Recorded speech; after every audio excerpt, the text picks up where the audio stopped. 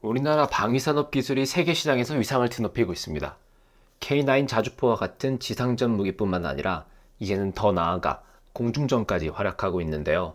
오늘은 특히 작년부터 올해까지 종횡무진 활약하는 수많은 K 방산 기술들 중 공중전, 즉 KF-21 보라매, 우리나라의 전투기가 세계적인 전투기들 사이에서 어떤 경쟁력을 갖추고 있는지, 만약 맞붙는다고 했을 때 어느 정도 위치에 있는지 간단히 누구나 알 수 있도록 쉽게 비교하며 살펴보겠습니다. 우선 기준을 삼기 위해 세계 군사력 1위인 미국을 먼저 거론하고 넘어가겠습니다. 미국은 당연히 논외로 둘 수밖에 없는 국가이긴 합니다. 그중 가장 큰 이유는 실전 경험, 데이터를 토대로 꾸준히 발전시켜왔기 때문이죠. 전쟁의 승리를 위해서는 어떤 것이 필요한지 명확히 알고 개발을 진행시켜 왔다는 점에서 미국의 군사력은 모두의 관심사가 될 수밖에 없죠. 예를 들어 한반도의 어떤 훈련 또는 상황에 따라 미국의 전략 폭격기가 한 번씩 등장하는 모습을 보곤 합니다. 우리가 익히 들어본 B-52가 오는데요. 이 B-52는 사실 개발된 지 70년 된 핵폭탄 등을 탑재할 수 있는 폭격기입니다.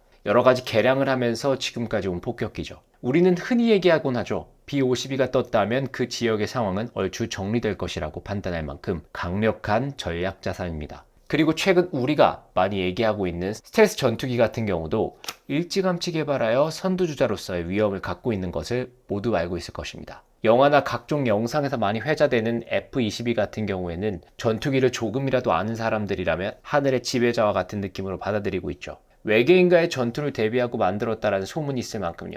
미국의 국방과학 기술들이 집약되었다고 평가를 받을 만합니다. 굉장히 값비싸고 미국도 채 200대 정도밖에 갖고 있지 못하지만 이 F-22가 어떤 다른 국가의 전투기하고 붙더라도 이기는 결과를 만들어내는데 놀라운 건 이 전투기가 개발이 완료되어서 실전 배치된 게 2000년대 초반입니다. 지금도 이와 같은 수준의 전투기를 만들 수 있는 나라는 없거든요. 적어도 이 스텔스 전투기에 있어서만큼은 기술 격차가 15년 이상 있다고 보여집니다.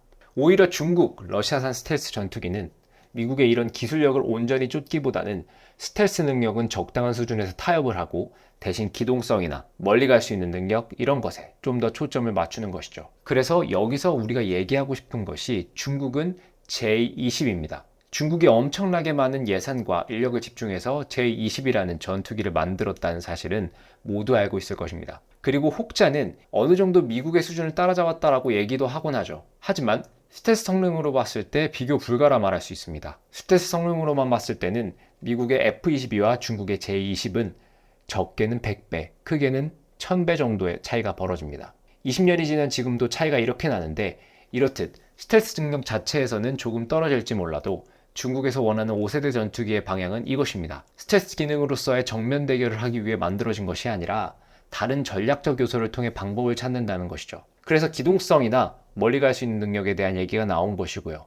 말 그대로 1대1로 싸워서는 안 되니까 F-22와의 전면전이 아닌 다른 전투 지원 기종을 타겟 삼아 다른 방법으로 승리할 수 있는 전략을 찾으면서 나온 전략적인 대안의 전투기인 것입니다.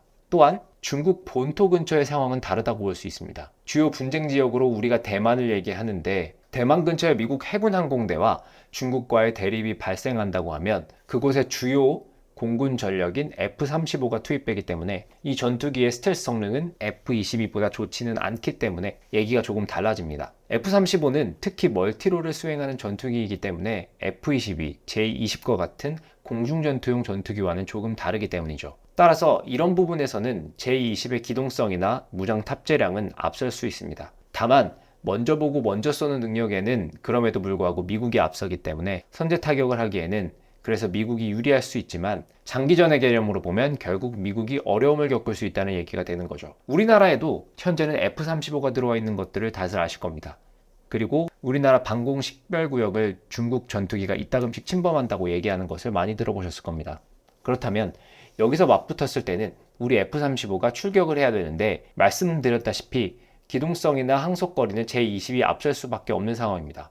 사실 F-35의 기체 퍼포먼스는 F-16 수준이라고 볼 수 있죠. 그렇지만 앞서 말했던 탐지 능력, 누가 먼저 볼 수 있느냐에 대해서 F-35가 50에서 100km 탐지 범위에 있어 우위에 있기 때문에 전략적으로 무기체계의 정확한 성능을 파악한다면 F-35로도 충분히 승산이 있다고 볼 수 있습니다. 대신 매복과 같은 작성, 수립 및 수행 능력이 필수입니다. 자, 여기서 이런 매복 등의 작전을 수행하기 위해서 전투기가 항시 하늘에서 대기 중이어야 하는데 여기서 반드시 중요하게 짚고 넘어가야 할 내용이 전투기 가동률입니다. 내가 100대의 전투기를 갖고 있는데 유사시에 50대의 전투기를 즉시 가동할 수 있다고 하면 이건 가동률이 50%라는 얘기입니다. 그런데 대부분의 국가에서의 전투기 가동률은 80% 수준이 됩니다. 하지만 우리나라의 F-35는 정비 요소가 굉장히 까다로워서 가동률이 좋은 전투기는 아닙니다. 그리고 기술 이전이 제한적이었기 때문에 우리 인력 자체로 정비할 수 있는 게 한계가 있어서 미국의 기술자들이 직접 정비를 해야 하는 심각한 문제도 있죠.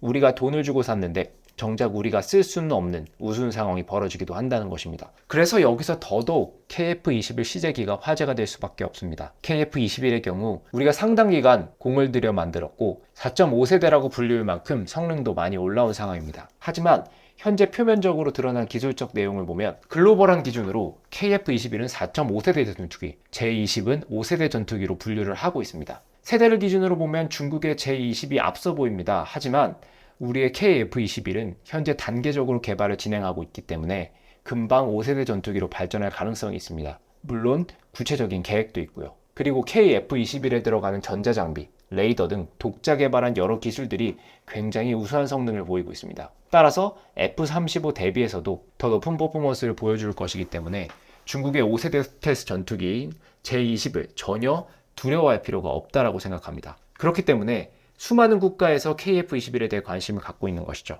여기서 가장 중요한 부분이 우리가 이 전투기를 잘 활용하고 있다는 모습을 보여줘야 한다는 것입니다. F-35가 결국 이러한 문제점 때문에 현재 도입하고자 하는 국가가 점차 줄어들게 된 것이죠.